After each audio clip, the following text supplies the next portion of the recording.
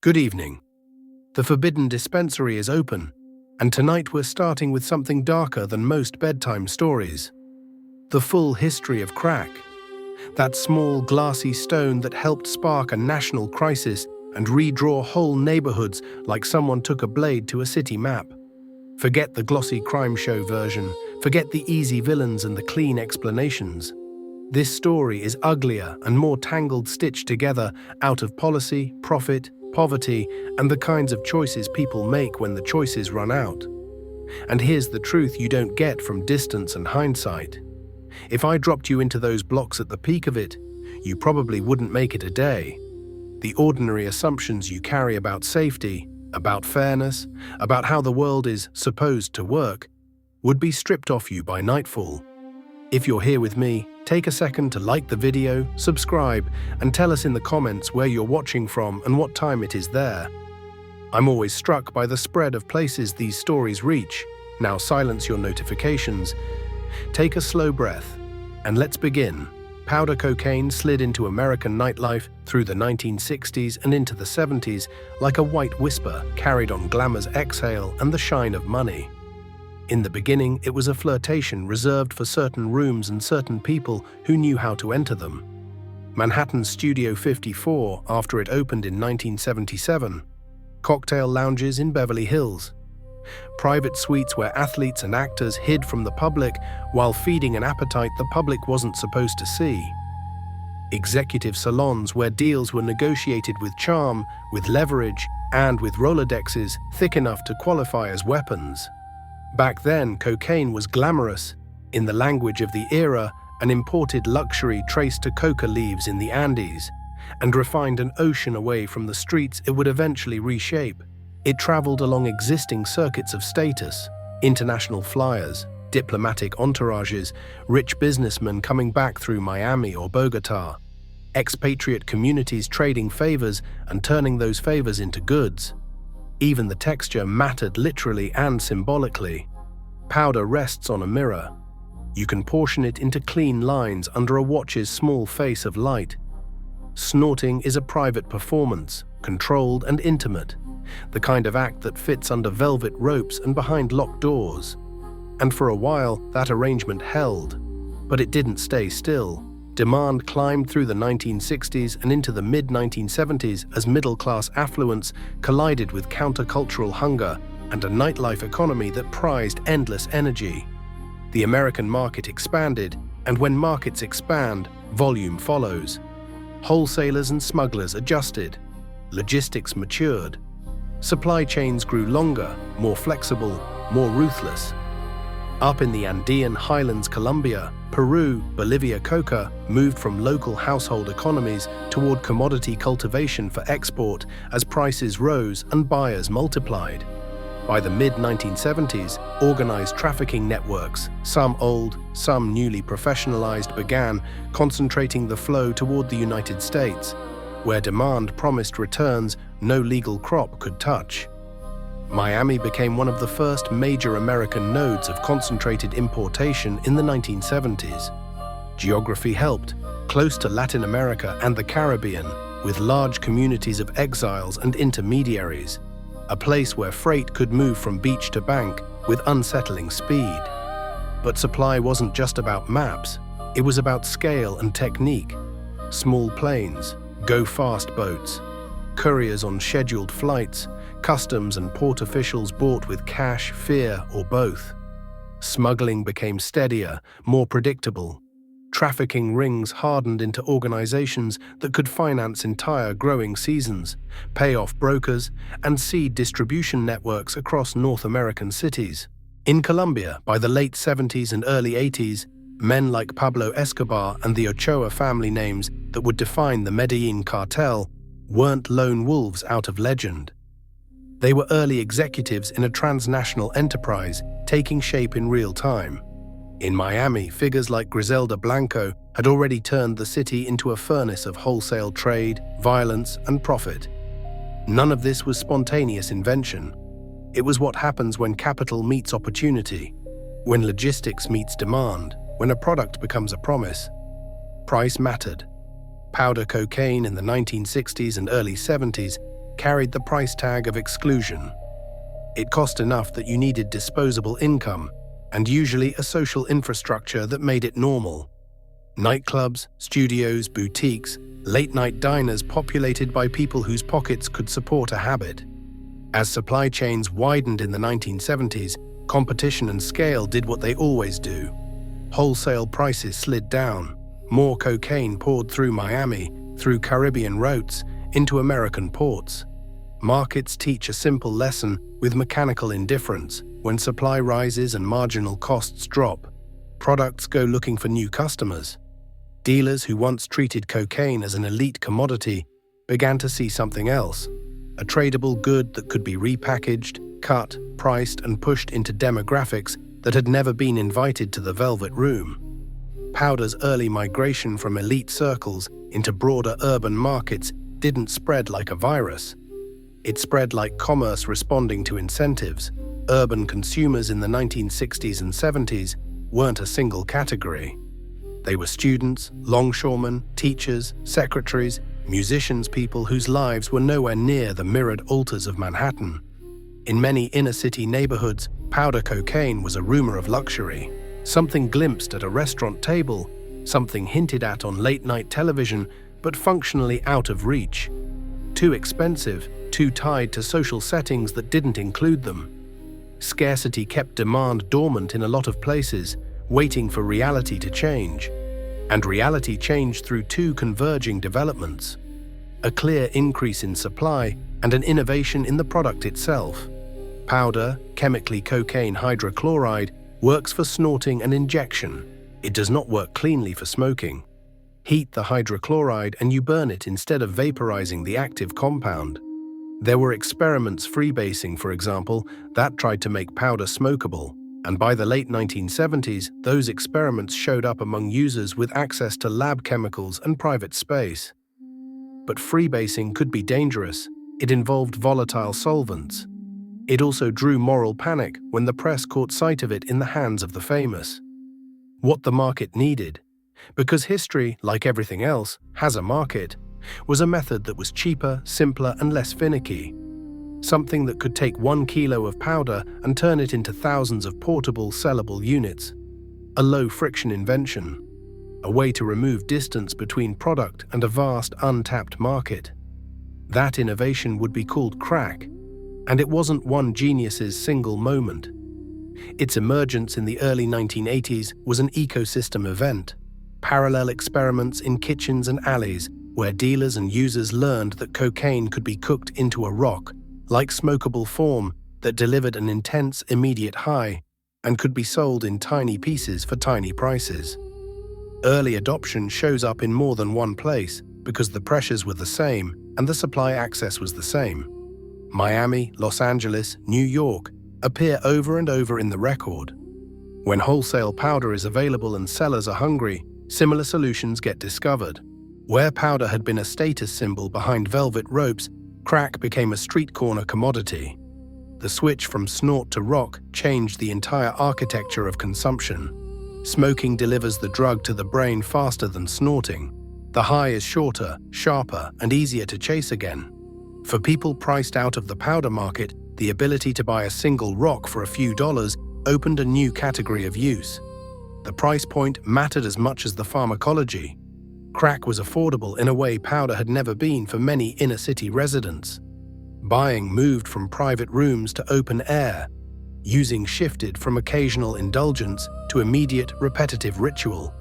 A market that once catered to the securely wealthy suddenly faced tens of thousands of new potential customers, people who could only spend $1 or $5 at a time, but could spend it often and in numbers. For sellers, the incentives were brutal in their clarity. A kilogram of powder discounted at wholesale could be turned into thousands of units once converted to crack. Small denominations meant fast turnover. Low unit prices lowered the barrier for buyers and made sales easier to repeat. Buyers didn't need large sums at once. Sellers didn't need bulky exchanges. A corner that might once have seen a discreet line shared between friends became a high-volume point of sale. New actors entered the business. Young men and women with few formal job prospects, gangs that had moved other goods. prison networks looking to monetize outside contacts, opportunists turning vacant storefronts into places of sale and use. The margins were staggering even before the violence. With minimal capital, dealers could flip product quickly. Local demand and street inflation turned modest wholesale amounts into unbelievable sums. And if you read the spread economically, it isn't mysterious at all. Ports of entry became nodes of conversion. Miami, already a major intake point for Colombian shipments by boat, and plane served as an incubator. Los Angeles, with its sprawling neighborhoods and populations pushed outward by suburban flight, became another proving ground. New York, where wealth and poverty can be separated by a few blocks, saw explosive crack markets by the mid-1980s once the rock's economics became common knowledge. Philadelphia, Baltimore, Detroit, Cleveland, Chicago, Washington, D.C., parts of California and Texas followed with frightening speed. Within a few years, mid to late 1980s crack surfaced in nearly every American metropolis because the same mix of lower prices, choked legitimate opportunity, and easy distribution had arrived in too many places at once. If you wanted to draw the market's path on a map, you'd start with entry points, ports, airports, then trace highways, rail lines, subways, bus routes into neighborhoods shaped by decades of housing policy and racial segregation. The logistics were sometimes crude small couriers, runners on bikes, but they worked. Crack houses appeared in abandoned row homes, behind broken signs, in basements under shuttered laundromats. They became node spaces where money moved fast, product moved faster, and overhead could be terrifyingly low compared to profits. Cash was the language. Customers were local, often trapped by geography and poverty, not the kind who could easily walk 100 blocks to find a better deal. Neighborhoods policed themselves with their own informants and their own enforcers, because the state's presence was intermittent and trust in it was thinner than paper. By the 1980s, dense, segregated, financially starved neighborhoods were plentiful in American cities. Crack's spread wasn't only operational, it was cultural and institutional. Street gangs, some formed in prison yards, some as youth crews in housing projects, found the crack economy more profitable than theft or protection. The Crips and Bloods in Los Angeles, the Latin Kings in Chicago, and countless local factions across the East Coast adapted because crack offered a liquidity no other street market could match. Territory changed meaning. The corner, which had always been a place for talk, became a ledger. Violence followed the logic of property and profit. A dispute over a corner could represent thousands of dollars. Weapons proliferated as tools of defense and as instruments for enforcing agreements. The market didn't only reward selling it, rewarded securing routes, intimidating rivals, and holding clients. If powder cocaine could exist inside discrete circles, crack required presence and infrastructure you could see. And this is where people often reach for a moral story. People choose and then consequences arrive. That kind of storytelling flattens history. If you want to understand why crack found markets so quickly, you have to look past individual choices and study the landscapes those choices were made inside. Decades of economic upheaval, deindustrialization foremost, had hollowed out the steady jobs that once anchored urban communities. In the late 1960s and through the 70s, American cities began a contraction that wouldn't reverse. Steel in Pittsburgh and Youngstown, auto work in Detroit and across Ohio and Michigan, textile mills in the Northeast, factories shrinking, relocating, dying. Global competition, automation, corporate movement, policy decisions, and capital's cold preferences combined. Unions that once offered wage security and a route into middle-class life weakened as employers learned how to threaten relocation and politicians chose to undercut labor power. By the 1980s, whole cohorts in certain neighborhoods were staring at long-term unemployment or unstable low-wage service work. That collapse collided with a housing system that had been engineered to be unequal for decades. Redlining by the Homeowners Loan Corporation, discriminatory lending by private banks, and the FHA after World War II created pockets of concentrated poverty. Policies that subsidized suburbia highways Mortgage guarantees, tax incentives, worked hand in glove with discriminatory residential practices to siphon wealth away from urban neighborhoods. City tax bases eroded as property values declined with suburban flight. Municipal revenue shrank just as the demand for services rose. New York City's near financial collapse in 1975 forced austerity and a pulling back of municipal services.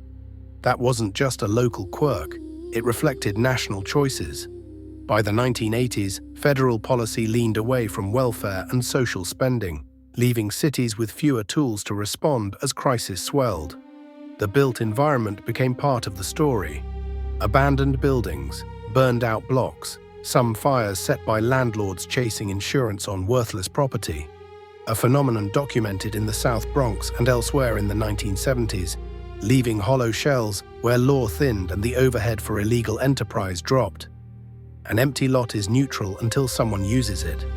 For many, converting decay into a crack market meant minimal rent, one-time furnishing, and the anonymity of collapse. Services that could have softened the epidemic, community clinics, substance use programs, youth centers, were scarce, precisely because the tax base and philanthropic attention had drained away. The shortage of human capital, teachers, social workers, counselors, wasn't accidental.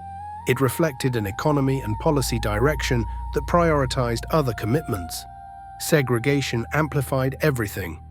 Concentrated racialized poverty meant the harms and the sellers were most likely to be found in predominantly Black and Latino neighborhoods. Discrimination in employment, credit, and policing ensured that the zero-sum logic of a marginal economy often played out along racial lines. The outcome wasn't inevitable, but it was structural.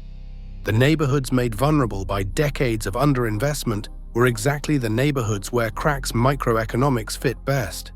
Say it plainly, when legitimate opportunity narrows, illicit markets expand to fill the material space left empty.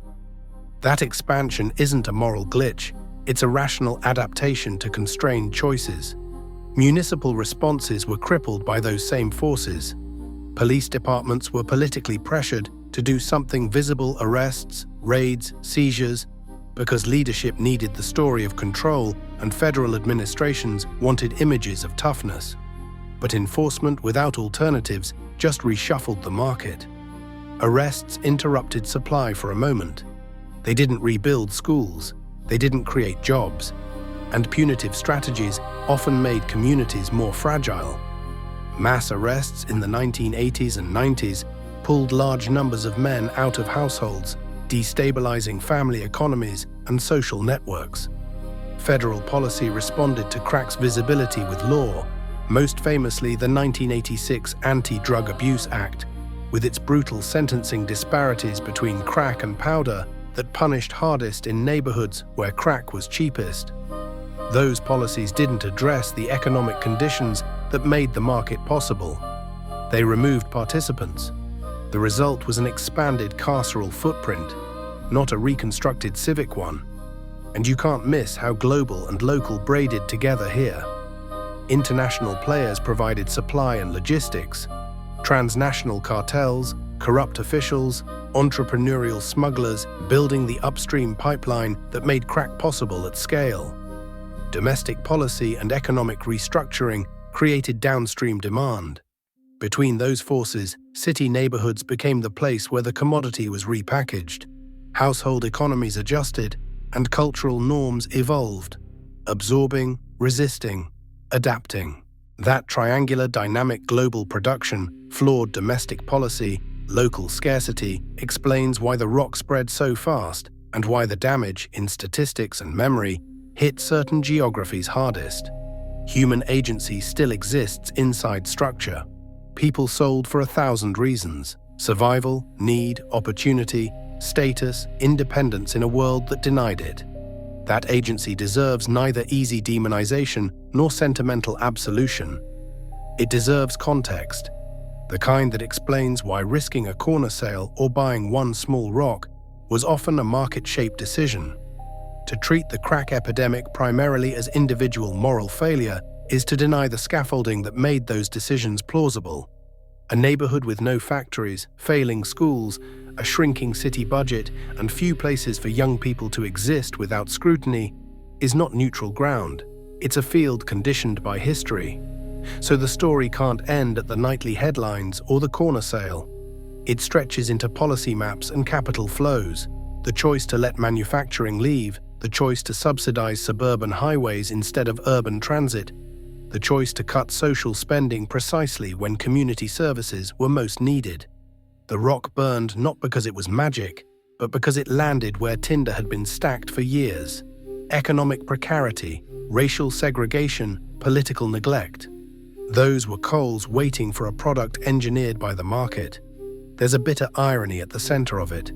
A drug once intimate to luxury lined on mirrors in private rooms became a mechanism for extracting value out of the poorest neighborhoods, turning scarcity into cash for those positioned to capture it and concentrating harm on those least able to absorb it. The policy response that followed was often spectacle-stern speeches, harsher penalties, legal architecture that produced mass incarceration instead of mass rehabilitation. Meanwhile, the roots job erosion, blocked avenues to wealth, spatial segregation, and credit starvation were far harder to fix than to punish. When we look back with the sleepless focus historians bring to quiet seams where large disasters begin, the arc is clear. Powder cocaine's move from elite circles into urban markets in the 1960s and 70s wasn't only cultural, it was economic and logistical. Crack's emergence in the early 1980s was a market innovation that repriced the drug and redistributed access. And the stage America's inner city was already weakened by deindustrialization, segregation, and the slow theft of municipal and human capital. The rock did what markets do. It found demand and fed it. The deeper story, the one that keeps the Forbidden Dispensary awake after midnight, is how policy and capital had already arranged vulnerability like dry wood. Crack didn't burn down inner cities by sorcery.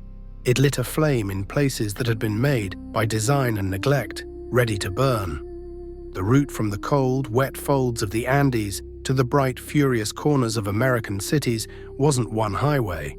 It was a braided system, commerce and coercion, weather and politics, small hands and big ledgers. In valleys where coca had lived inside daily routine for centuries, Bolivia's Chapare and Yungas, Peru's Upper Huallaga, Colombia's Putumayo, Nariño, Caquetá, the plant wasn't originally a global commodity.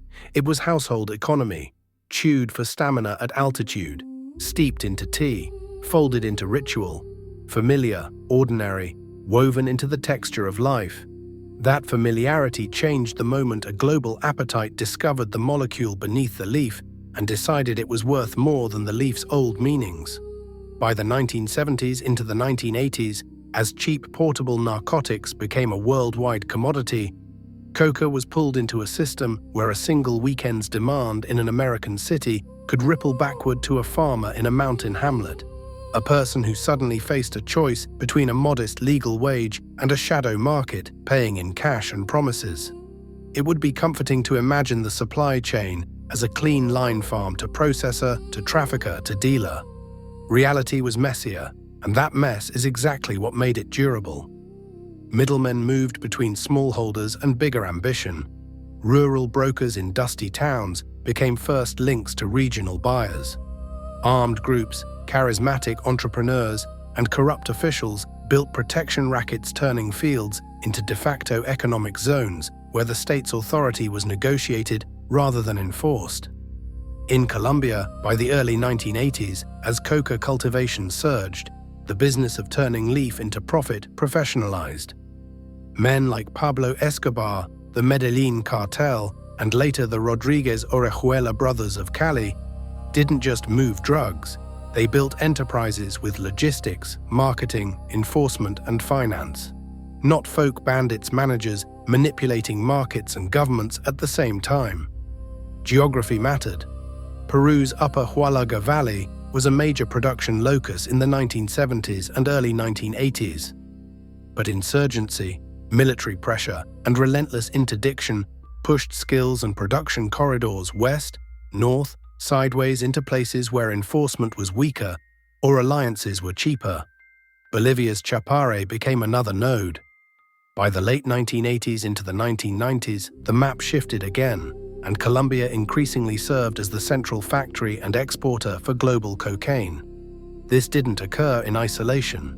Guerrilla groups like the FARC and ELN and right-wing paramilitaries, often growing out of the same violent landscapes, exerted influence. Sometimes they produced, sometimes they taxed, sometimes they protected, sometimes they stole. Their presence turned coca into something that required more than a buyer. It required logistics, legitimacy, and above all money. Money rewired the map as surely as any airplane. The sums were small enough to fit in suitcases and large enough to buy beachfront property. Traffickers learned to turn cash into assets, laundering profit through banks, shell companies, and legitimate enterprises built to absorb and rinse enormous flows of currency. Offshore financial centers Panama, the Cayman Islands, Swiss and Caribbean havens offered secrecy and service.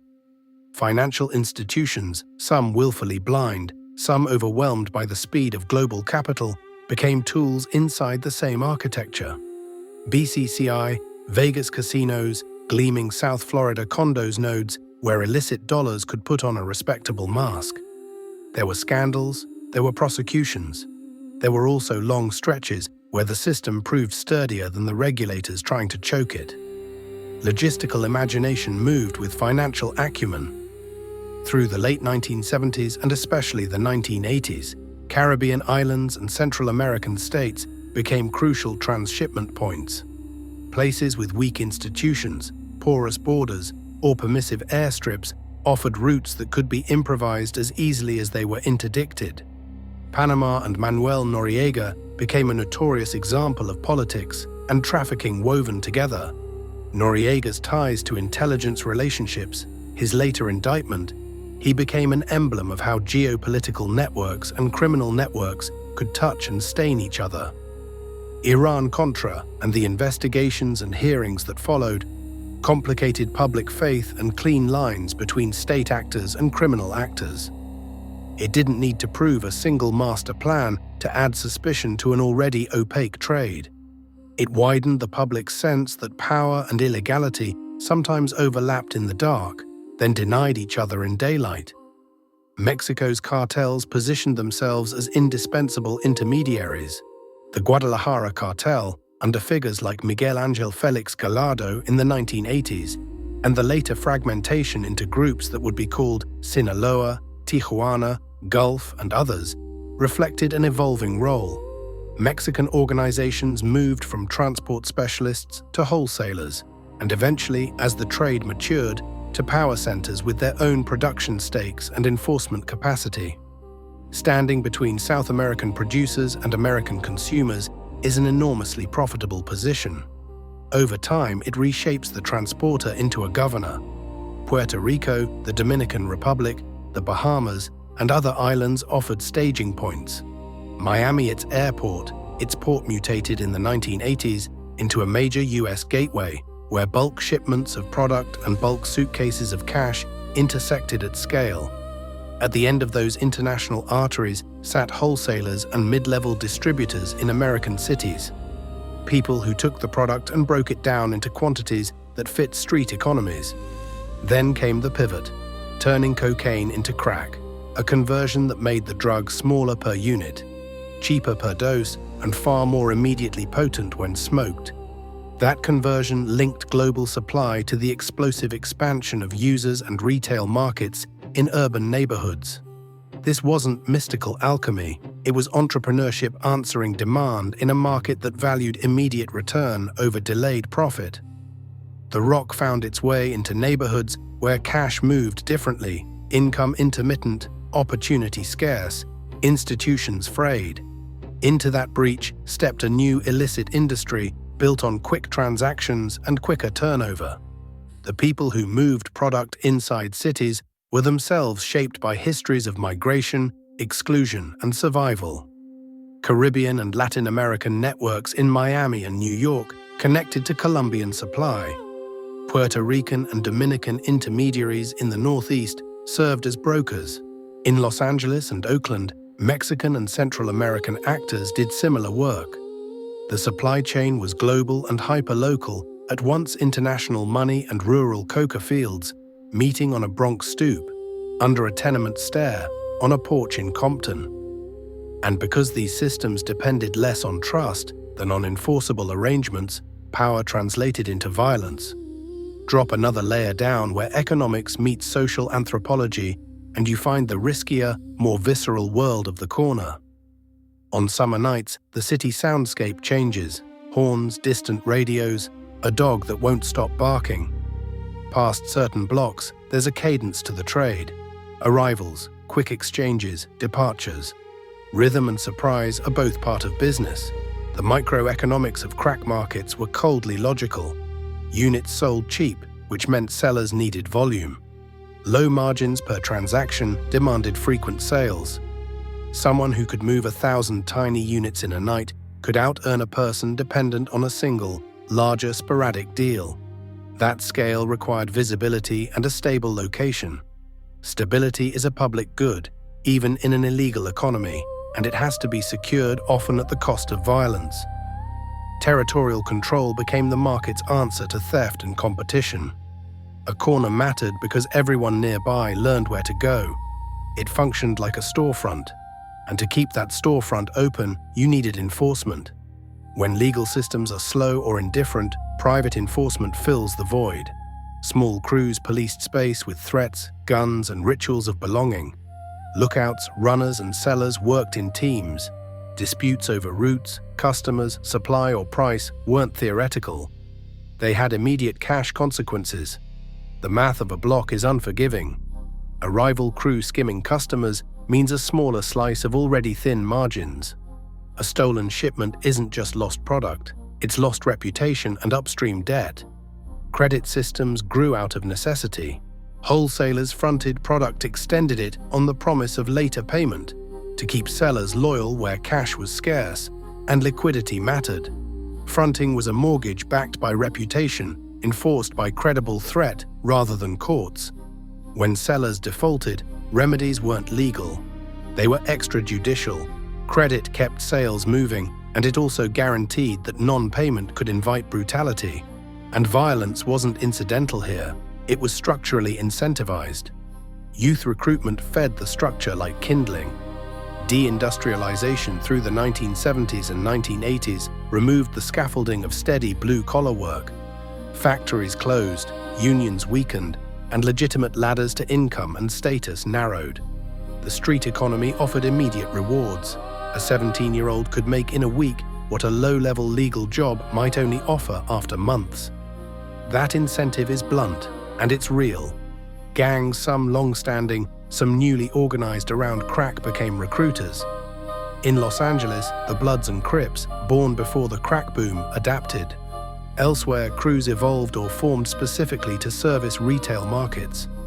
Recruitment didn't require ideology. It required a way to eat, to pay rent, to look like an adult. Firearms proliferated because guns were the simplest technology of enforcement.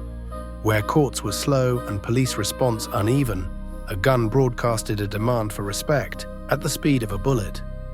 The 1980s saw rising availability of small, concealable weapons in many urban areas.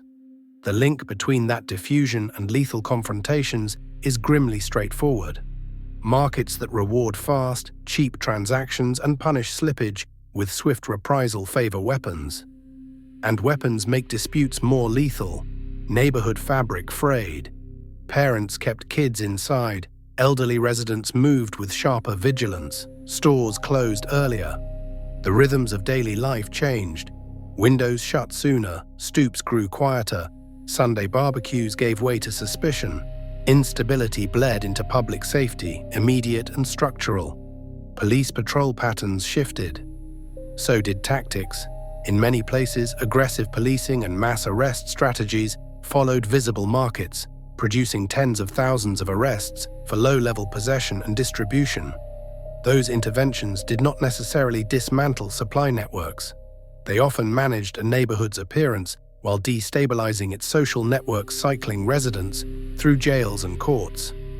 Families split. Kids were raised by relatives. Social capital, the informal trust and reciprocity that lets communities solve problems, eroded. Neighbors stopped intervening.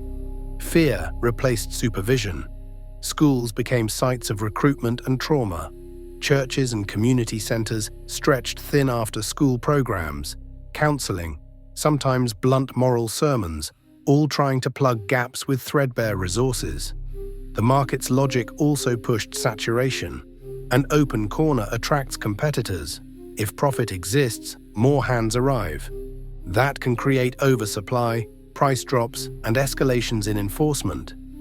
Sellers who couldn't compete sought protection schemes, alliances with more violent actors, or displacement into hidden markets.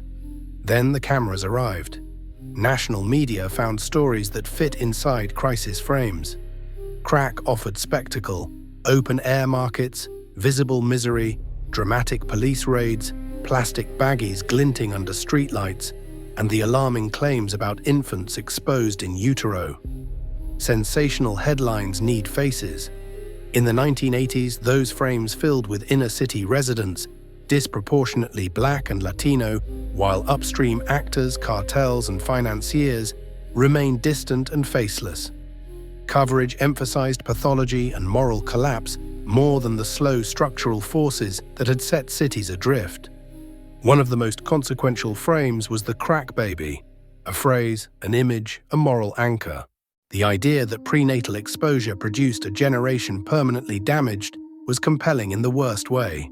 It offered a simple villain and a simple victim. Early research was limited and often tangled with poverty, inadequate prenatal care, polydrug use, and deprivation. Media rarely separated correlation from causation. Headlines promised an epidemic of ruined infants. Politicians sensed the moral demand. Child welfare agencies and prosecutors followed punitive measures, reporting mandates, criminal charges against pregnant women in some jurisdictions. Later, larger and better studies would show outcomes were more complex, often driven more by poverty and neglect than prenatal crack exposure alone. But panic had already hardened into policy, and public sentiment had already been set. Race was never an incidental variable in those frames. Coded language, inner city, ghetto, welfare, activated anxieties about race and citizenship without naming them. The public's moral geography shifted. Attention turned to urban neighborhoods as sites of decline. The instruments of response were punitive. Congress translated alarm into law.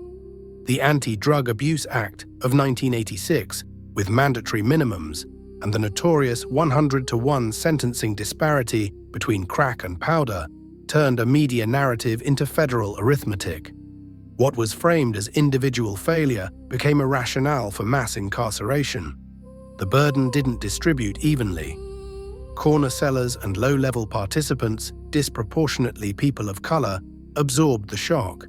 The politics that followed were bipartisan and performative.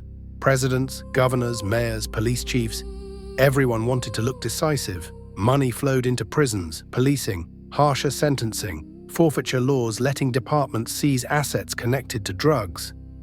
Tough on crime paid electoral dividends. The criminal justice system swelled.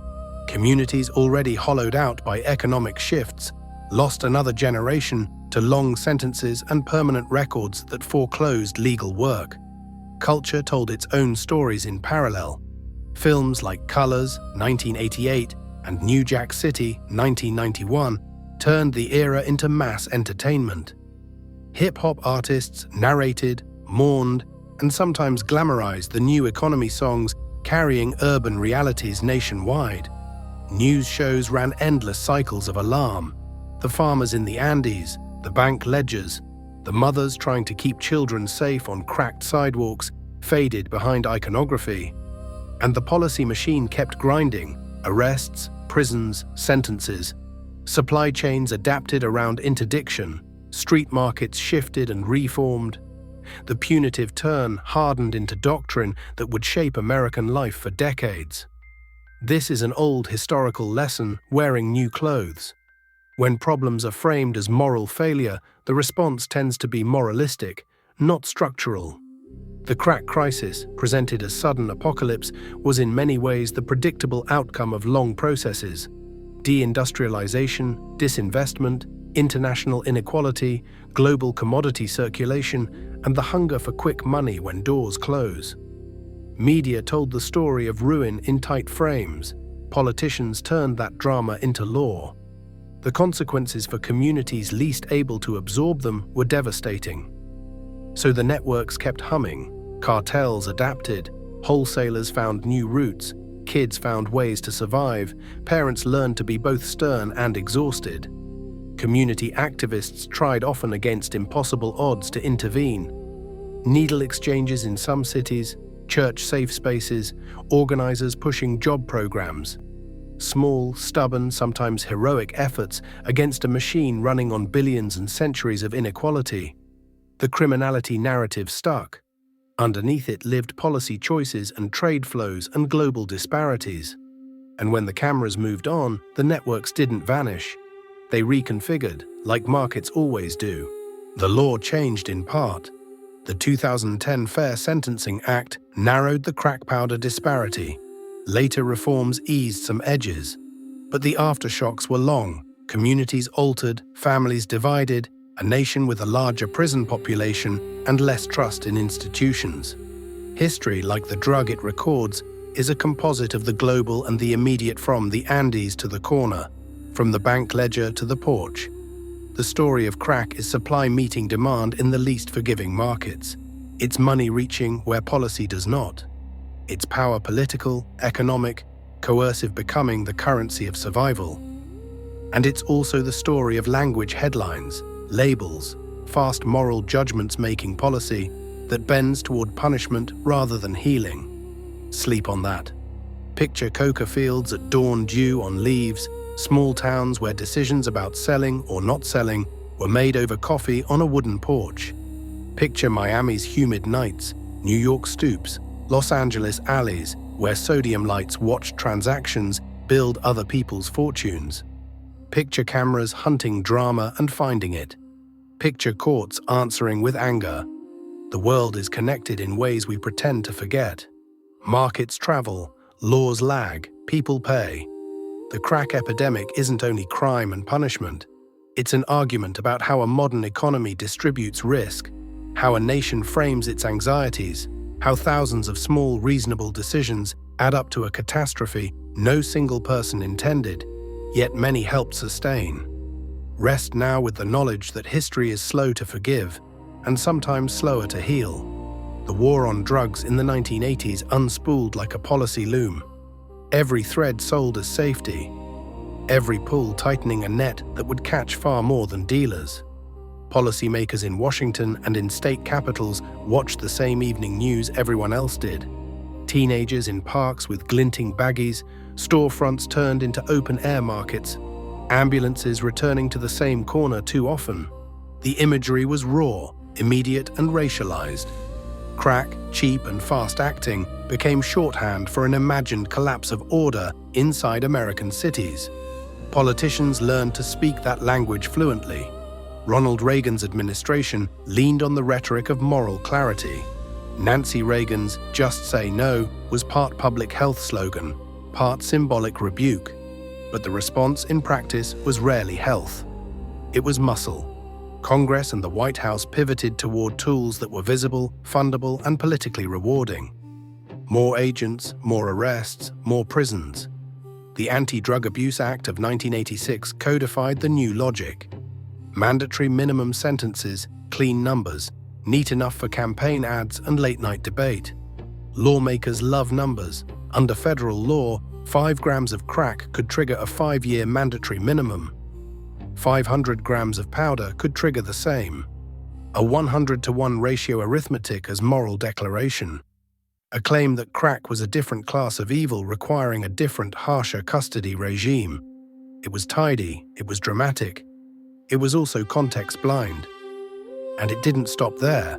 The act and the measures that followed created new grant streams, new incentives, new bureaucratic titles for enforcement. In 1988, Congress established the Office of National Drug Control Policy, putting a drug czar at the center of national messaging and resource coordination. William J. Bennett, austere and moralizing, became a public face of the era's posture. This was a war to be fought, not an illness to be treated. At the local level, federal money came with gravitational force. Byron grants, later renamed in memory of an NYPD officer killed in 1988, flowed into state and municipal agencies to fund drug task forces, overtime for stings, equipment, training, multi-jurisdiction coordination. And those strings pulled departments toward a militarized stance. In many cities, budget lines that might have funded housing inspection, youth centers, or community programs were rewritten to pay for narcotics squads and armored vehicles. Reagan-era priorities had already weakened parts of the social safety net. The drug war redirected what remained toward enforcement. Careers could be built on the drug war, promotions earned, headlines harvested by arresting low-level distributors in poor neighborhoods. And when the federal treasury made it easier for departments to profit from seizures, cash, cars, homes, local agencies discovered a revenue stream that reinforced an enforcement-first culture. Asset forfeiture quietly became a budget mechanism. Agencies could take property they alleged was tied to drug activity, often through civil processes with lower burdens than criminal trials, and then use proceeds to fund more enforcement. The logic was efficient and perverse. Pursue drugs, seize assets, spend those assets pursuing drugs. Policing began to carry its own self-financing temptation. Policing changed not just in volume, but in form. Paramilitary tactics that had once been exceptional early SWAT teams, created in the 1960s for robberies and hostage situations, diffused into ordinary narcotics work. Flashbang grenades, helmets, ballistic shields, battering rams, objects built for war migrated into neighborhood streets. No-knock warrants, designed on paper for the most dangerous scenarios, became routine in places that were not battlefields but began to feel like them. Training academies taught dynamic entry and room clearing. The language of warrants became the language of operations. The sensory reality was unmistakable. The crash of doors in the small hours, floodlights cutting living room darkness, the chemical sting of tear gas in a hallway. It looked like war because it was being sold as war-necessary defense, the only language that could match the fear on television. Technology and coordination reinforced the shift. Wiretaps and electronic surveillance gained new centrality. Informant networks expanded. Multi-agency task forces, DEA, local police, state troopers shared intelligence. Prosecutors, armed with mandatory minimums, bargained from a position close to invulnerable. Federal charging strategy hardened because federal courts offered more predictable, often harsher penalties than many state courts. More cases were routed that way. For defendants, the plea calculus turned brutal. Take a deal and accept a heavy sentence lower than what mandatory minimums threatened, or gamble at trial and risk the full statutory hammer. The system moved bodies with mechanical efficiency. Arrest counts, seizures, task force numbers rose. Meanwhile, the social programs that might have reduced harm treatment slots, mental health funding, youth employment initiatives shrank or remained an uneven patchwork of local capacity and philanthropy. The stated aims were clear: disrupt supply networks, remove violent actors, deter use with punishment, restore order. There were short-term wins you could tally, big busts, occasional reductions in the visibility of open-air markets, dips in certain street crimes in some districts where pressure stayed concentrated. But the costs were slow and deep, like water undermining brick. Civic trust eroded. Residents who once called police as a matter of habit learned to treat them as an occupying presence. Informal community mediation, church elders, block club leaders, neighborhood councils lost authority because peace and repair were now processed as criminality, handled by men in helmets and federal statutes. Those costs weren't accidental. They were built into enforcement as strategy. The drug war wasn't neutral in where it poured resources. It rewarded districts that produced high arrest numbers. It let equipment and forfeiture proceeds cycle back into the departments that seized them. It rewarded politicians who promised visible, enforceable results to suburban and white constituencies alarmed by images of urban disorder. It punished cities already burdened by concentrated poverty and historical disinvestment. The law's central innovation, the 100-to-1 sentencing ratio, was a pivot away from discretion and toward arithmetic. That arithmetic produced radically different life outcomes for similar conduct. Crack and powder are chemically related. Legally, they were separated by a canyon. Mandatory minimums stripped judges of the ability to tailor sentences to circumstances. Dependency, coercion, minor roles, parenting responsibilities. Prosecutors understood the leverage and used it. A single count could trigger decades. A similar case in state court might mean months. Most cases never reached trial. Plea bargaining became the hydraulic valve of the system. Couple that with aggressive policing in segregated neighborhoods, and rhetoric turned into the machinery of mass incarceration. The racial pattern was not incidental. Surveys have long shown drug use rates that are broadly comparable across racial groups, yet arrest and incarceration rates diverged sharply. Enforcement focused on places open-air markets in poor neighborhoods, where visibility and complaints concentrated. The pressure produced arrests at a scale matched by the state's punitive capacity. After conviction came collateral consequences: loss of voting rights in some states, family income collapse, exclusion from benefits, records that blocked employment and housing. The drug war had a geography. Certain neighborhoods experienced higher stops, more raids, more prison admissions, producing concentrated social exclusion that compounded over time. By the 1990s, mass incarceration was no longer a side effect. It was an institution. Federal machinery was amplified by state policy.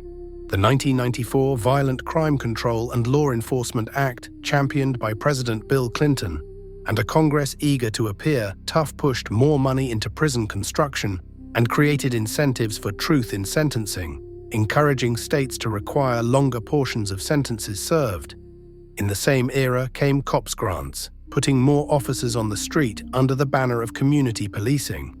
The paradox was sharp, funding trust-building neighborhood policing while also funding policies that removed large numbers of residents from those same neighborhoods.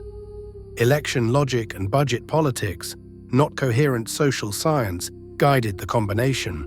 The human toll accumulated, children growing up with absent parents, families caught in guardianship paperwork and court calendars, employers rejecting applicants with records, housing authorities enforcing bans.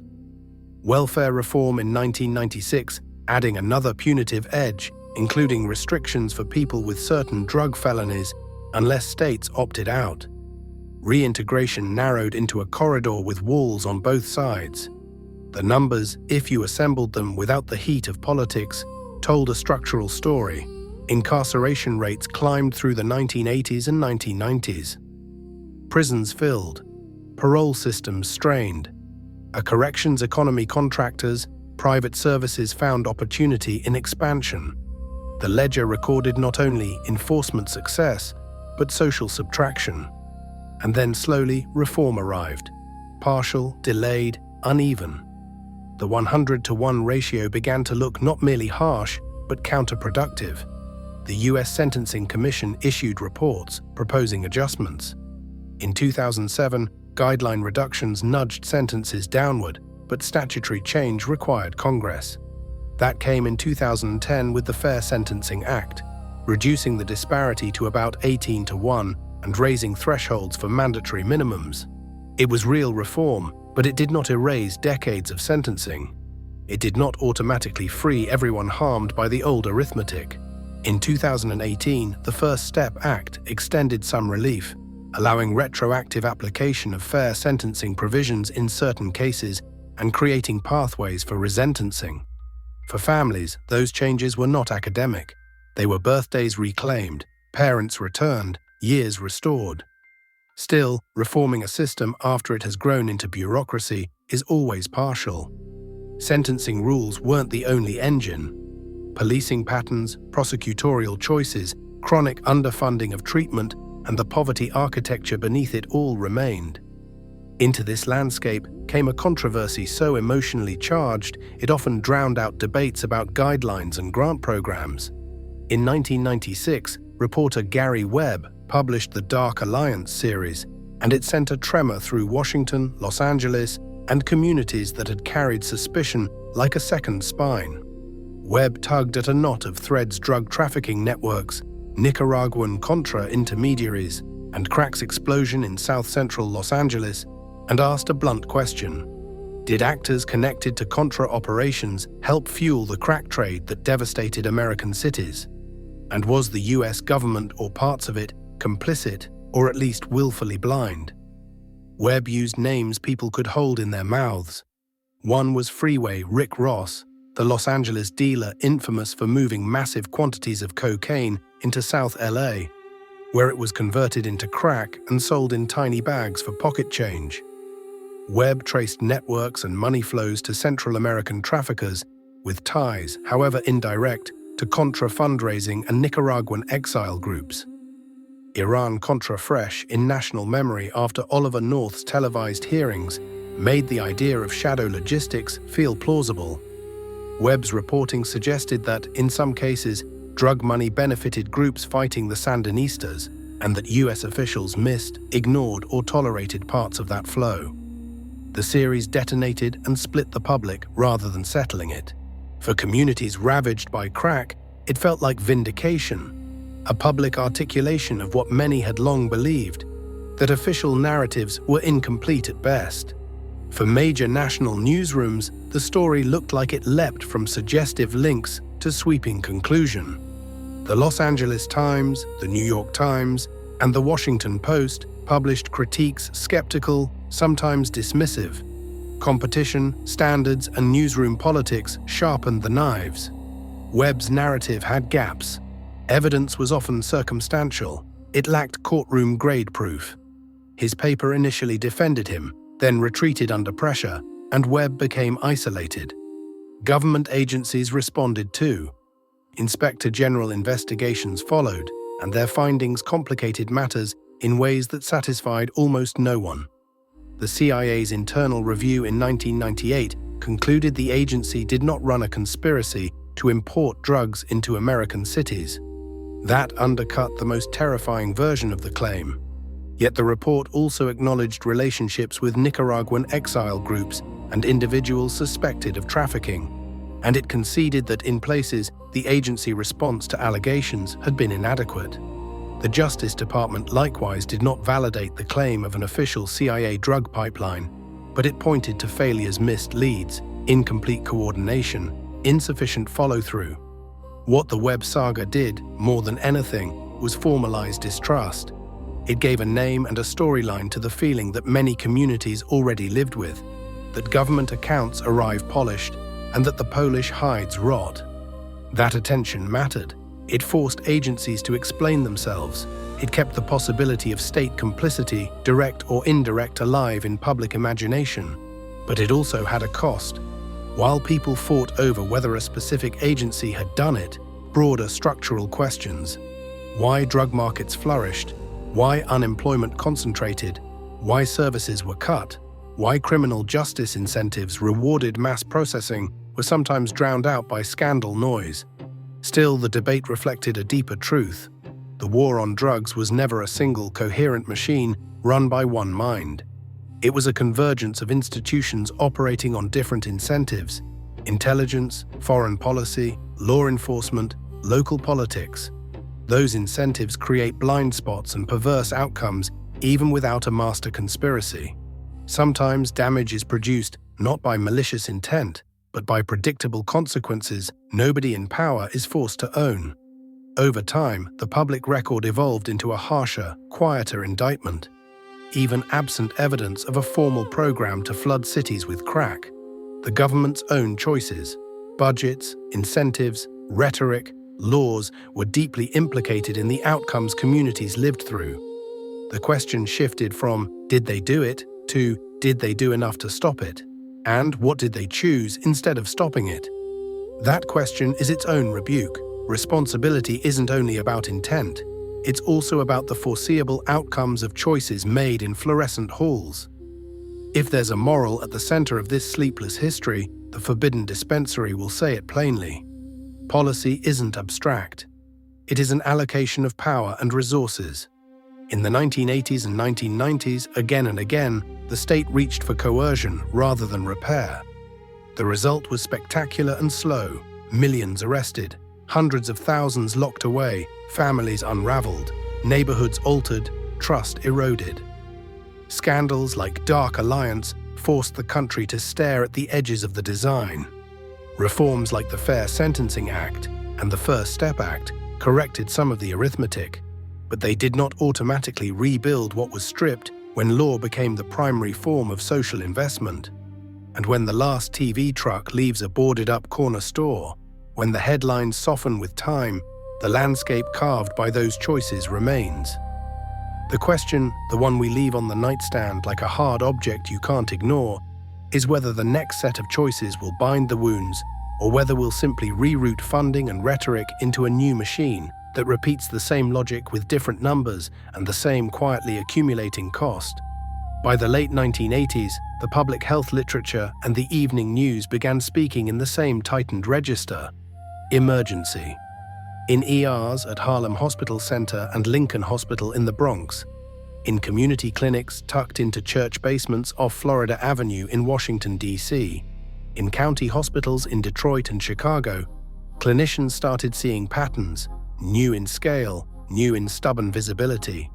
Acute chest pain in people barely out of their teens. Strokes in patients with no long cardiovascular history. Paranoia and violent agitation that could pivot unpredictably into psychiatric holds. Pharmacologists knew the substance, cocaine, but economics and chemistry had reshaped it into something that behaved differently in bodies and in markets. When cocaine was crystallized into a freebase form, you could smoke what the press named with blunt cruelty as crack. The high hit faster, harder, and just as importantly, from an epidemiological standpoint, it ended fast. The short duration invited repetition, and repetition structured risk. Binges, theft to fund the next dose, cycles of craving and withdrawal that an underfunded, stretched social safety net was not built to treat. Physiologically, the consequences weren't mystical. They were mechanistic and cruelly ordinary. Smoking crack produced a rapid surge of dopamine, norepinephrine, and serotonin euphoria and hyper-alertness, followed by a steep crash. Appetite fell away, sleep disappeared, irritability rose. Latent tendencies toward aggression could sharpen into something more volatile. Acute medical complications included arrhythmias and myocardial infarctions in young adults, seizures, intracerebral hemorrhages, stimulant-induced psychosis marked by severe paranoia and hallucinations, pulmonary complications, cracked lung, hemorrhage, acute respiratory distress appeared in case reports and in crowded triage bays. Medical journals documented the strange and the routine with the same flat voice. Young ambulatory patients collapsing without warning. Chest X-rays resembling other forms of acute lung injury. Psychiatric notes describing the intensity and persistence of cocaine-induced psychosis.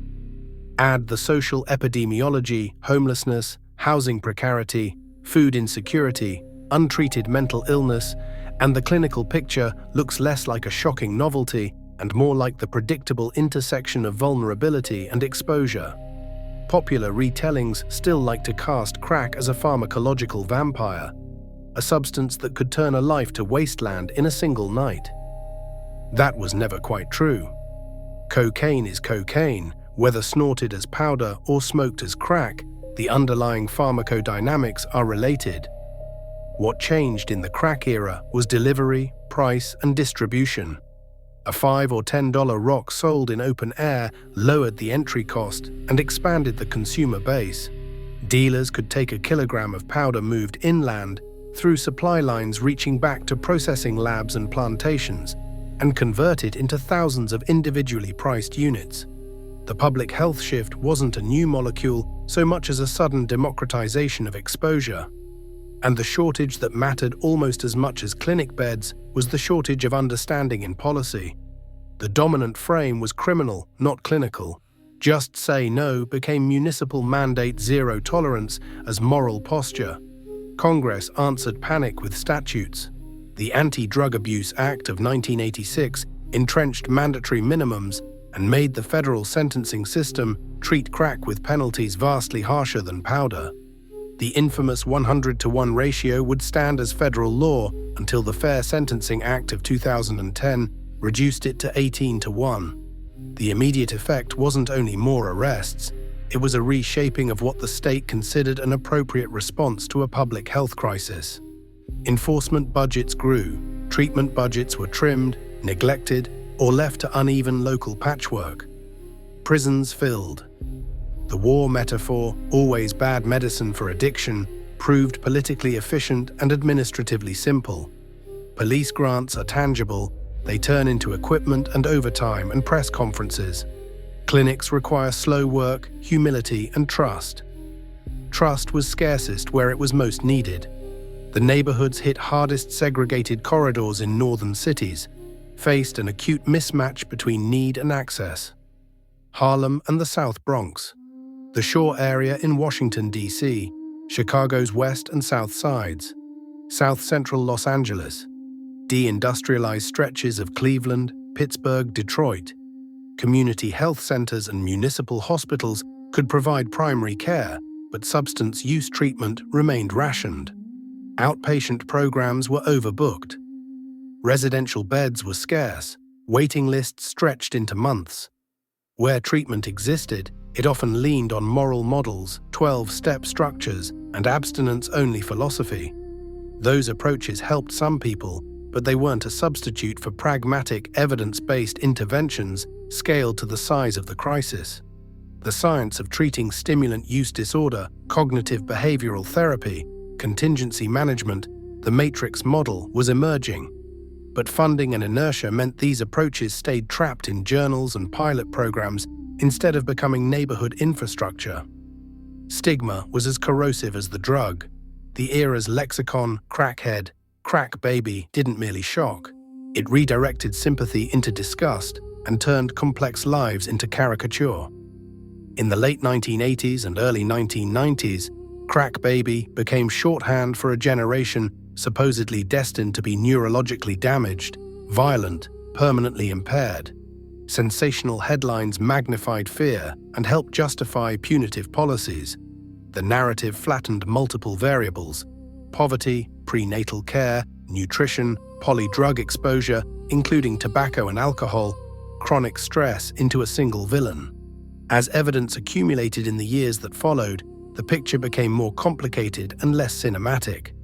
Large longitudinal studies, including the NIH-supported maternal lifestyle study launched in the early 1990s, tracked children with prenatal cocaine exposure and compared them with peers from similar socioeconomic backgrounds. The dire predictions of widespread, unique, irreversible disability attributable to cocaine alone did not hold up. Where differences appeared, they were often modest and deeply intertwined with the broader environment, poverty, and deprivation, not a single prenatal exposure driving much of the developmental risk. But scientific nuance rarely outruns moral panic. In many states, pregnant women who tested positive faced child welfare action. Some faced criminal charges. Prenatal care became risky. People avoided clinics because seeking help could lead to losing a child. Harm reduction approaches, small pragmatic interventions public health often favors, were attacked as enabling. Fear of punishment, built on sensationalism rather than evidence, likely worsened the very harms policy claimed to address. And still there were treatments, and there were people who fought for them, even as funding remained thin and political appetite thinner. Evidence-based psychosocial approaches showed real efficacy. Cognitive behavioral therapy to rewire patterns of thought and use. Contingency management, using modest tangible rewards to reinforce abstinence and retention. The matrix model combining education, structure, family involvement, and skills training. Contingency management in particular demonstrated strong outcomes in trials. better retention, reduced use, but its cost and philosophical clash with abstinence, purist funders limited its spread. Pharmacotherapy for cocaine dependence remained stubbornly elusive. Researchers tested medications, disulfiram, modafinil, bupropion, topiramate, among others, with mixed or inconsistent results. No methadone equivalent emerged for cocaine in the 1980s or 1990s. In practical terms, many programs fell back on counseling, structured outpatient care, housing support, vocational training, and case management. Those programs worked best when sustained and community-rooted. When they weren't, relapse was predictable, not as moral failure, but as math. Unstable housing, unstable income, unstable access to care produce unstable recovery. If state systems defaulted to punishment, the counterweight was often built from the ground up. Churches, neighborhood associations, mutual aid networks, flexible, local, stubborn, did the work large bureaucracies couldn't. In sanctuaries and basements, pastors and volunteers turned time and space into soup kitchens, counseling circles, informal triage. These spaces weren't only spiritual refuge, they were emergency infrastructure. The first hand on a shoulder, the first call to a social worker, the first safe chair in a world full of hard surfaces. Faith-based responses weren't universally effective, and they weren't without problems. But they were immediate and durable in ways grant cycles rarely are. There were other grassroots models that didn't depend on theology. In Los Angeles, Father Gregory Boyle's Homeboy Industries, founded in 1988, grew into one of the most cited interventions for gang-involved youth and people exiting the drug trade job training, counseling, and a literal workplace. It didn't claim to be a miracle cure. It treated work, belonging, and stability as vectors of recovery. In New York and other cities, former users organized peer outreach walking blocks where drugs were sold, offering what policy allowed: clean syringes where legal, condoms, information, referrals. Later, as the opioid wave rose, naloxone kits became part of street-level survival. But even before that, the hardest tool was credibility. Someone who had lived it saying, "Without theater, I can help you get through today." Mutual aid had a lineage. The networks that mobilized against crack weren't invented from scratch. They continued older traditions, benevolent societies, civil rights era, community organizing. Neighborhood self-help built wherever state support had been absent. And mothers organized because mothers always organize. Hotlines in Washington, D.C., corner patrols in Philadelphia, block parties designed to reclaim space from dealers. The strategy wasn't sentimental, it was tactical: lighting, sanitation, youth programming, job pathways. Take the corner away, a community leader might say, and she doesn't mean prayer alone, she means infrastructure. Schools open after hours, apprenticeships, summer jobs, economic oxygen. The work sounded simple. It took years. Activist coalitions formed across expected lines. The National Black Women's Health Project, founded in 1983 by Billie Avery, pushed back against media narratives that shamed black mothers and erased complexity. Health advocates and civil rights organizers argued that punishment worsened harm. They demanded funding for community health centers, scaling evidence-based outpatient care, and protections that let pregnant women seek prenatal services without automatic criminal exposure. Those arguments didn't always win, but they slowly changed the conversation. The creation of the Substance Abuse and Mental Health Services Administration, SAMHSA, in 1992, reflected a federal recognition, however belated, that enforcement and traditional medicine alone were failing. Culture became a parallel record witness, interpreter, sometimes merchant. Hip-hop, already a national language by the mid-1980s, narrated the crack economy and the violence and policing wrapped around it. The Message, 1982, had documented urban pressure before crack peaked. Late 1980s and early 1990s rap turned direct, explicit. NWA's Straight Outta Compton, 1988, pushed survival and policing into mainstream consciousness, indictment, and commodification at once. Public Enemy's "It Takes a Nation of Millions to Hold Us Back" 1988 demanded systemic answers with political force. KRS-One and Boogie Down Productions helped organize the Stop the Violence movement in 1989 and released Self-Destruction, a rare moment where the music tried to change behavior inside the streets it depicted. Other artists humanized addicts rather than flattening them. Tupac Shakur captured hunger, rage, tenderness, contradiction, the lived logic of neighborhoods where crack money and police violence existed side by side. The Notorious B.I.G., speaking as both survivor and narrator, later delivered 10 Crack Commandments, a brutal set of rules for a trade that had become a forced school of business. The moral ambiguity is the point. A verse could condemn violence and still describe the seduction of illicit wealth. Representation and reality mirrored each other until it was hard to tell which side was teaching the other. Cinema followed a similar arc, swinging between spectacle and social realism. Scarface, 1983, built a lurid cocaine mythos that would be recycled endlessly. Colors, 1988, aimed for gritty portrayal of gangs and policing. New Jack City, 1991, with Wesley Snipes as Nino Brown, brought the crack trade into mainstream narrative as defining force. Boys End the Hood, 1991, and Menace the Second Society, 1993, pushed deeper character-driven stories, insisting drugs couldn't be separated from schools, employment, housing, and abandonment. Journalism and television eventually produced some of the sharpest systems-level portraits.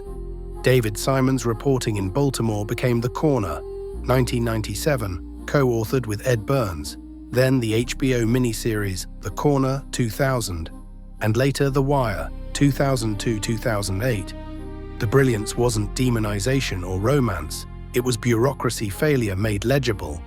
How housing, schools, politics, police incentives, and labor markets create environments where illegal economies become rational. Scholarship cut through panic with slower tools. Crack in America, 1997, argued the crack panic was as much media framing and policy choice as pharmacology. Michelle Alexander's The New Jim Crow, 2010, later framed the drug war as racialized social control connecting sentencing, including the crack powder disparity to mass incarceration's reshaping of community life. Photographers and visual artists held the neighborhoods in unblinking focus. Their images refused both tabloid caricature and sentimental softness. Murals rose on boarded buildings, mourning and protest at once. Later, as redevelopment and gentrification rewrote city blocks, those murals became memory devices. Reminders and warnings. There's a cruelty in how memory gets sold. The same imagery once used to justify punishment has been recycled as authentic aesthetic as neighborhoods gentrified, streetwear commodified, movie tropes monetized, the look of survival turned into brand while original residents were priced out. Over time, as homicide rates fell in many cities and harm reduction became less politically radioactive in some quarters, narratives softened into more complicated empathy. Documentaries, memoirs, and oral histories filled in lives behind headlines. Former dealers becoming business owners, former users becoming counselors, mothers once vilified becoming advocates for prenatal care and sentencing reform. And the policy record slowly began to correct itself. The Fair Sentencing Act in 2010 reduced, but did not eliminate, the disparity that had fed mass incarceration. The First Step Act in 2018 allowed some retroactive relief and improved re-entry pathways. Funding streams shifted unevenly. Harm reduction moved from fringe to mainstream in some cities, remained taboo in others. Research into stimulant use disorder treatments advanced in fits and starts, still lacking a widely accepted medication equivalent to methadone or buprenorphine for opioids. Through all of it, what kept many communities afloat was not a headline or a federal grant. It was neighbors sharing food, sharing time, sharing credibility. Not glamorous, not cinematic, but real. And what of memory, how the crack era is remembered? Memory is a contested space. For some, Crack is a warning about deindustrialization and punishment as default. For others, it's proof that markets find niches and that prohibition alone can't solve demand. For artists, it's raw material authenticity and politics. For scholars, it's data revealing bias and institutional failure. But representation has widened. Early caricatures have been balanced by later work demanding systemic accountability and refusing to reduce people to pathology. Walk through neighborhoods that carried the heaviest weight and you'll see both endurance and change. Murals and memorials, churches and drop-in centers, new cafes beside old storefronts, and scattered among them the bureaucratic relics of an era that chose cages over clinics and headlines over health. The lesson that insists on being learned is not romantic. Addiction is a public health problem that requires public health solutions. And those solutions are not only counseling sessions and clinic beds, they're social fabric schools that work, jobs that pay, housing that holds. When those exist, the epidemiology of use changes. When they don't, the illegal market moves into the vacancy. So the history of crack read as long process, rather than melodrama, asks us to change the way we say treatment and justice. It asks for honest accounting of harm caused by the drug and by the policies that met it. It asks for humility, replacing panic with evidence-based care. And it asks for something the people in clinics and basements and on those blocks already knew. Recovery is not only an individual act, it is a communal project. Trust, resources, and time. In the end, the public health fallout of the crack era isn't a simple morality play or an unavoidable catastrophe. It's a mirror. It shows what a society chooses to spend on punishment and what it chooses to spend on healing. And in that reflection, the Forbidden Dispensary can see not only what was lost, but what might still be rebuilt. The economic aftershocks of the crack era didn't arrive like one headline or one raid. They came the way cold water comes under a foundation, quiet, persistent, invisible, until the ceiling bows and the floor starts to sag. In the late 1980s and through the 1990s, as crack tightened its grip from the South Bronx to West Philly, from South Central Los Angeles to the southeast side of Chicago, policymakers responded with measures that looked decisive under bright lights and felt punitive in paperwork. Laws passed in Washington, especially the Anti-Drug Abuse Act of 1986, and the follow-on measures installed mandatory minimums and locked in the infamous disparity between crack and powder sentences, a 100-to-1 ratio that tied 5 grams of crack to the same 5-year federal mandatory minimum as 500 grams of powder. The death of Len Bias in 1986, the hearings, the televised moral thunder, those moments accelerated a congressional mood that preferred a prison cell to a safety net. And cells were built at scale: more prisons, more courtrooms, more prosecutors, more probation officers. The logistics of punishment expanded even as local economies hollowed. You can still see the logistics in small things. Picture a storefront that once rented for a few $100s a month. A barber, a bodega, a tiny back room where someone repaired shoes. When dozens of working-age men, often black and Latino, vanished into 5, 10, 20-year sentences, the customer base disappeared. Where there had been rent paid, there was vacancy.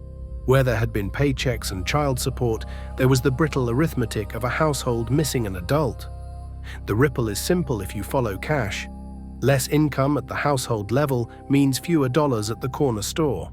Less revenue means fewer local taxes. Businesses close. Municipal income falls. School budgets tighten. Parks go unmaintained. A neighborhood's ability to self-insure to fund small repairs, support local institutions, sustain the informal economy of stability shrinks. Lost earnings are not an abstract ledger entry, they are a lifetime. Researchers like Bruce Weston and Becky Pettit, writing in the early 2000s, described the penalty of incarceration in empirical terms. Long prison terms interrupt work histories, erode skills, sever job-finding networks, and stamp people with records employers use as a blunt instrument of exclusion. Men return to their neighborhoods years behind a labor market that had kept moving without them. The result was not only temporary loss, but a persistent earnings gap. Someone imprisoned at 25 for a decade doesn't just lose 10 years of wages. He loses the raises, promotions, retirement contributions, and routine credibility that come with steady employment. Multiply that by hundreds, then thousands, inside a concentrated geography, and you get what demographers call a cohort effect. An entire age group's future earnings push downward. And that downward pressure becomes intergenerational. Children in households touched by incarceration face immediate hardship and long-term educational disruption that lowers their own lifetime earnings. Education, in particular, suffered in ways that rarely made the front page. Schools in neighborhoods hardest hit by crack were often underfunded long before crack arrived. The epidemic intensified existing disadvantages: chronic absenteeism, instability, trauma. In the 1990s, many districts embraced zero tolerance under the banner of safety, expanding school security and bringing police school resource officers into hallways. Misbehavior that once might have been handled by counselors or administrators was routed into juvenile courts. The school-to-prison pipeline isn't a metaphor invented for speeches. It's a bureaucratic process: referrals, suspensions, arrests, court dates. It begins in buildings meant for education. Kids pushed out of school become adults without credentials. Workers not trained. Voters never drawn into civic life. This is the slow depreciation of human capital. At street level, you could read the consequences in the built environment. Cities already battered by deindustrialization and redlining saw additional abandonment. Rows of boarded storefronts, vacant lots. The stale smell of closure lingering in winter alleys. Lenders, already wary after the urban decline of the 1970s and 1980s, pulled back further. Discriminatory lending practices, formal and informal, compounded the retreat. Capital didn't only leave because conditions were bad. It left because profit was easier elsewhere and because policy often protected those exits more than it protected the people who remained. This retreat created corridors where nobody would finance repairs, where insurance costs rose, where tax delinquency and municipal condemnation could seal a neighborhood's fate. Federal and state policy amplified local patterns. The 1994 crime bill added money for prisons and intensified enforcement capacity. Welfare reform in 1996 layered in additional penalties, restricting benefits for many people with drug convictions and narrowing a potential safety net. Public housing authorities, responding to political pressure and real fear, expanded eviction policies linked to drug activity. Federal rules and local landlord practices often made it easier to exclude people with convictions. Punishment became poverty management by administrative means: fines and fees, court costs, housing bans, benefit restrictions, a web that made re-entry expensive and uncertain. Not every neighborhood ended in the same place. That unevenness, who recovered, who didn't, reveals both what went wrong and what can be done differently. Some communities found new investment streams and began to reverse commercial decline and open employment doors. But revival often arrived as a contested process, not a clean one. Anchor institutions, hospitals, universities, convention centers bought property and attracted secondary business. Johns Hopkins East Baltimore redevelopment in the early 2000s is an example that still carries controversy.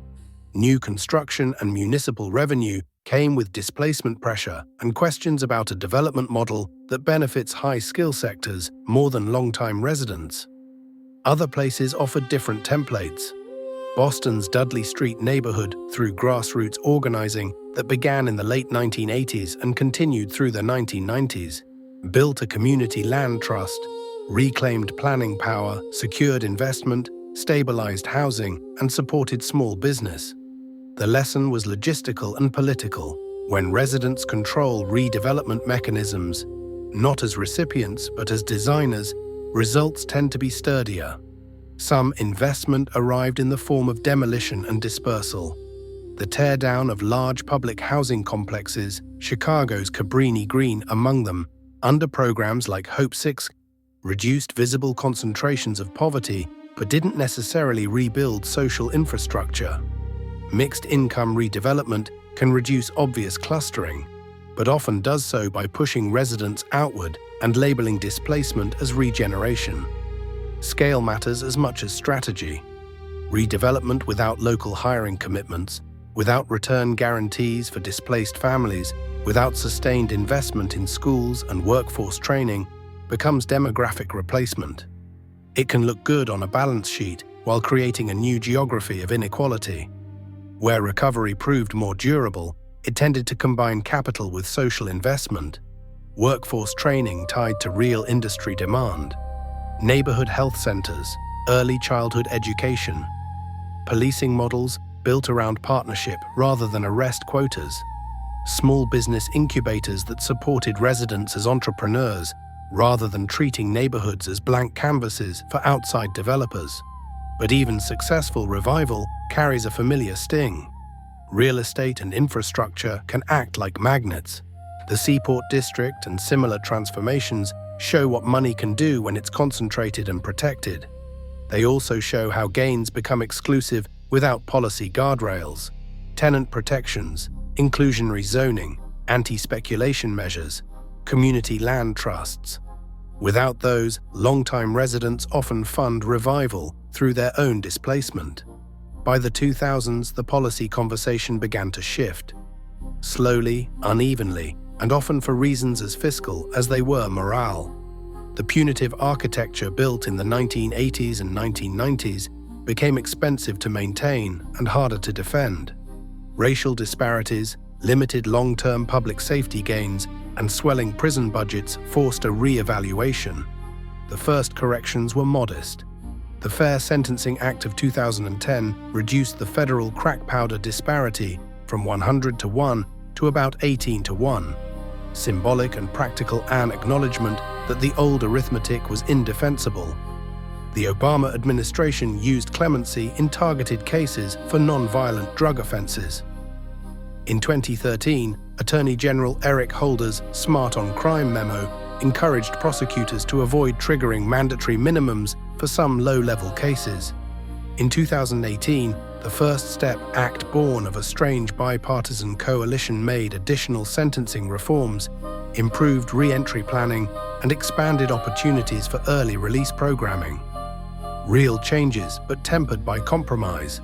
Mandatory minimums remained. States varied wildly. Reform crawled rather than sprinted. Alongside sentencing reform, a different policy current gained ground. Harm reduction and decriminalization experiments, more often in clinics and city halls than in Washington. Portugal's 2001 decriminalization model became an international reference point.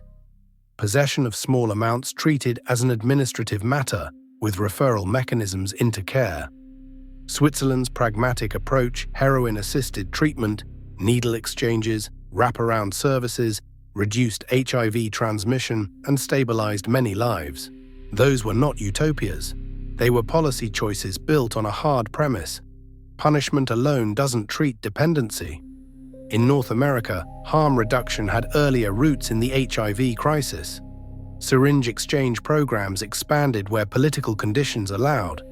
By the late 1990s and early 2000s, evidence strongly indicated syringe services reduced HIV transmission without increasing drug use. Vancouver's Insight, opened in 2003, became a touchstone. Peer-reviewed research linked it to reduced overdose mortality, increased referrals to treatment, and less public injection. It also became a political lightning rod, proving that evidence doesn't automatically win. In the United States, harm reduction spread unevenly. Cities like San Francisco, New York, and Seattle expanded naloxone distribution and syringe services, while other jurisdictions rejected them as moral surrender. Then the opioid crisis of the 2000s and 2010s, prescription opioids, then heroin, then fentanyl, forced a national confrontation with the limits of criminalization as a sole response.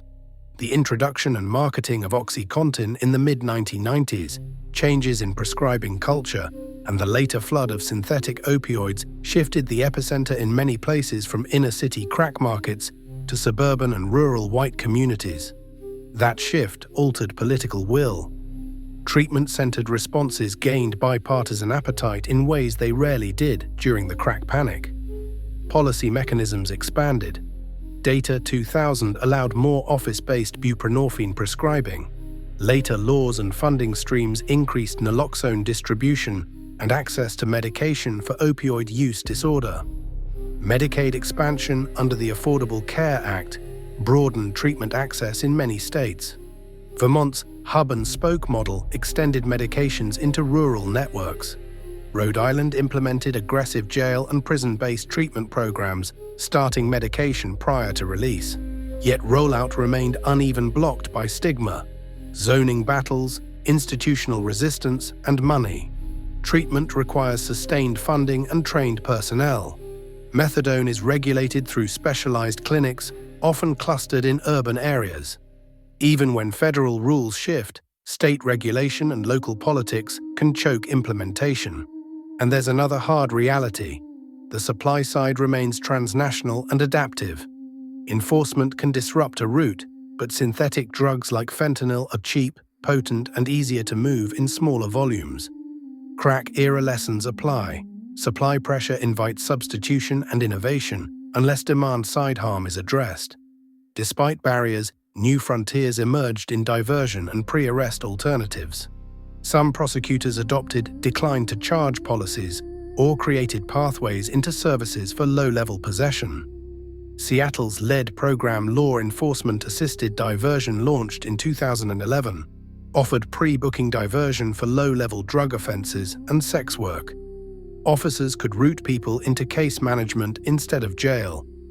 Evaluations showed reductions in recidivism and improved housing outcomes for participants, not a miracle cure, but evidence that alternatives can be both humane and cost-effective. These programs require careful implementation and accountability. They also require something the crack era did its best to destroy: trust between institutions and communities, with long memories of raids, stops, and disappearing fathers. The politics of reform has been paradoxical, sometimes bipartisan, often fragmented.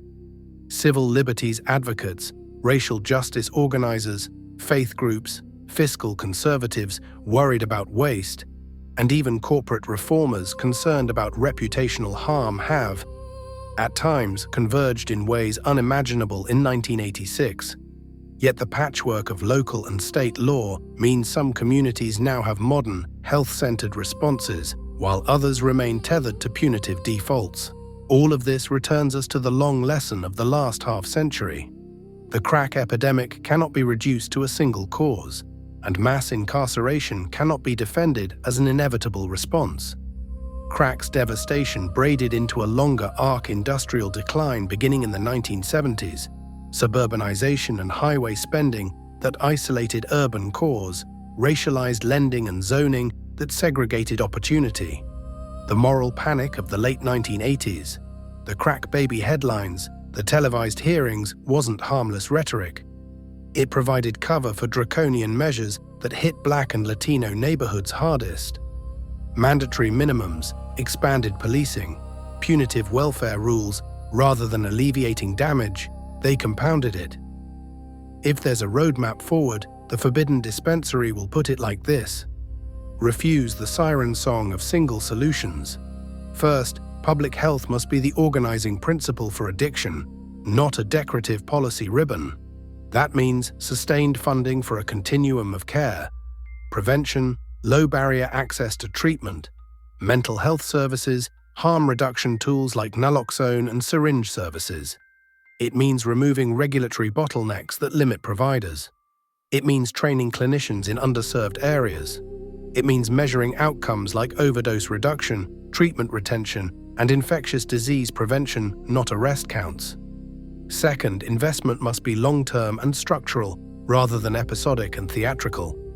Community land trusts, local hiring requirements on public projects, workforce training tied to actual jobs, grants and technical support for resident entrepreneurs, housing-first approaches like pathways to housing, pioneered in the early 1990s, recognized that stable housing is a platform for recovery and reduced justice contact. Tenant protections and anti-speculation rules prevent revival from becoming displacement. Third, dismantle collateral consequences that don't serve public safety. Reduce or eliminate mandatory minimums. Restore judicial discretion. Expand automatic expungement and sealing for low-level drug offenses after stability is demonstrated. Remove barriers to licensing, employment, and housing that turn old convictions into lifelong poverty traps. Fund re-entry as crime prevention, transitional jobs, apprenticeships, mental health care, housing assistance. Fourth, reimagine policing and prosecution incentives. Not abolition of law enforcement, but recalibration. Use alternative responders crisis teams with clinicians and social workers for non-violent behavioral health calls. Expand diversion for low-level drug offenses. Focus enforcement on violence where safety is truly at stake. End civil asset forfeiture as a profit engine. Build independent oversight and transparent data so patterns can be audited and corrected. Fifth, center communities and people with lived experience. Fund community organizations with multi-year commitments.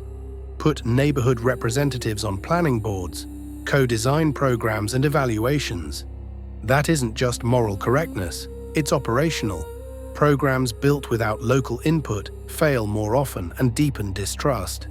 And finally, rebuild the narrative. The panic language of the 1980s enabled policies that bought political advantage and produced long-term harm.